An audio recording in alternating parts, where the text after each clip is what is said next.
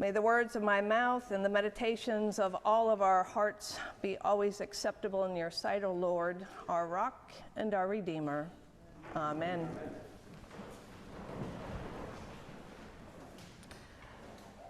So we have just heard about the woman who had been painfully bent over and bound by a spirit for 18 years, quite unable to stand up straight. And although most of us here have not been bound by such debilitating physical pain, some have. And even if we might not have experienced such physical pain, I think we all have experienced points in our lives, some sharper than others, when we have felt bent over with painful burdens, whether it be with the death of loved ones, or losing our jobs, or losing our way, or experiencing problems in our relationships with loved ones, struggling with issues with our children or our parents. And sometimes it's all we can do just to focus on what is right in front of us. Focus on that square at our feet. Perhaps praying that no one makes eye contact with us, because then they will be able to see that we do not have it all together. And I remember during such times many years ago when I would be grocery shopping, keeping my head down, focusing on the oranges or the apples in the produce section, or intently going through my wallet as I approached the cashier at the checkout. And I just kept praying that no one would make eye contact with me. And if I kept my head down, the chances of making eye contact with anyone were pretty slim.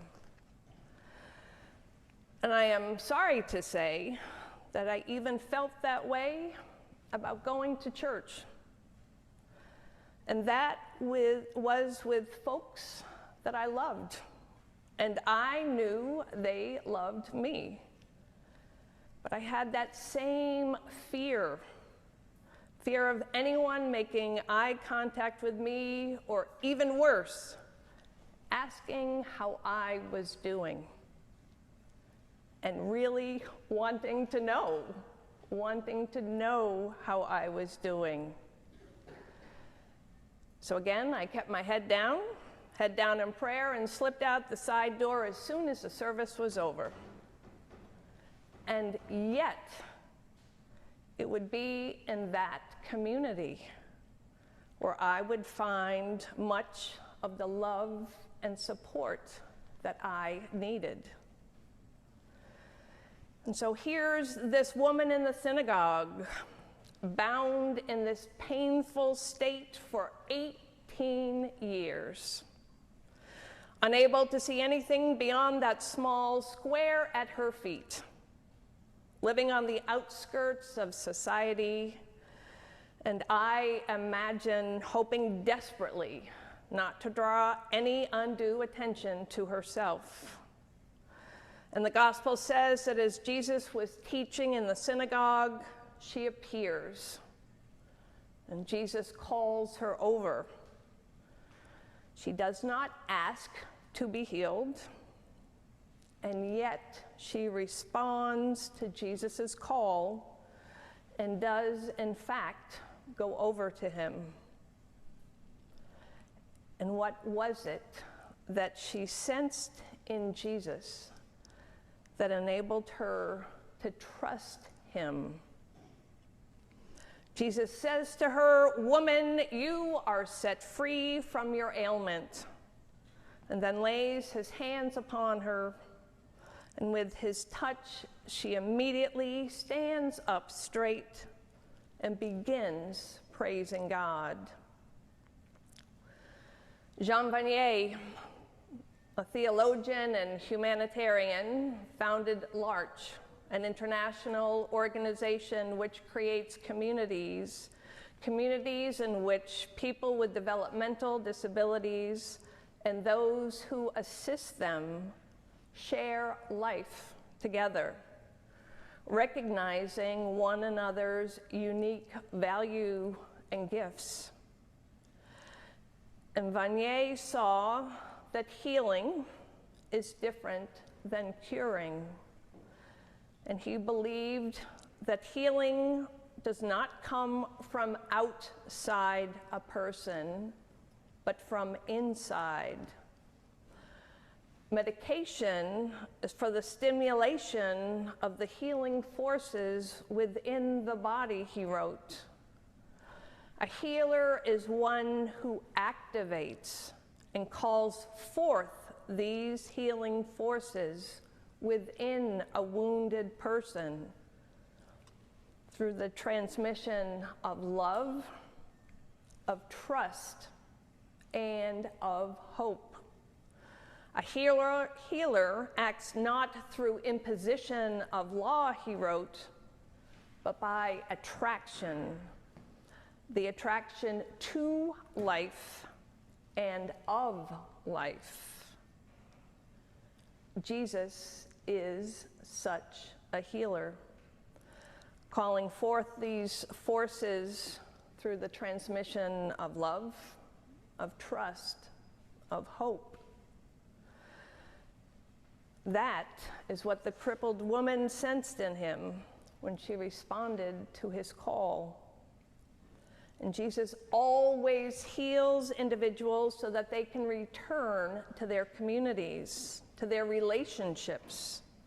In Jesus' rebuke of the synagogue leader, he refers to this woman as a daughter of Abraham, restoring her to her community, the gift of community.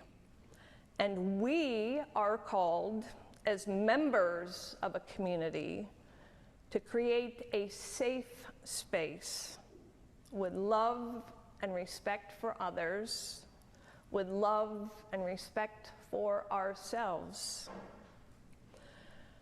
For it is in the sharing of our burdens, the telling of our stories, and joining in prayer with those in our lives in whom we can sense love, trust, and hope. It is in this that we can gradually feel those burdens lightened and be able to stand up straight, to take in a greater breadth of God's creation and gain a new perspective of possibilities, and be able to give God thanks and praise.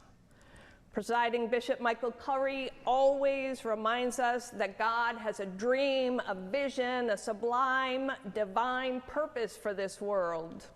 God has a dream for God's creation, a dream for every man, woman, and child who ever walked upon the face of the earth. And God will not rest until our nightmare is ended and God's dream is realized. And that is what Jesus is all about. That's what he came to show us. He came to show us the way to live God's dream instead of our nightmare. He came to show us the way to be truly and authentically and genuinely human as God intended and created us. He came to show us how to become more than simply an individual collection of self-interests. He came to show us how to become the human family of God.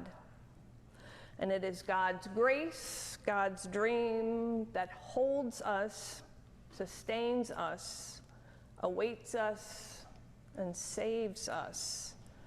And for Jesus, there is no reason to wait one more day, no reason for him to wait until the Sabbath is over, to say, you are set free from your bondage, and God will not rest until God's dream is accomplished. And miraculously, God will not do it without us. Amen.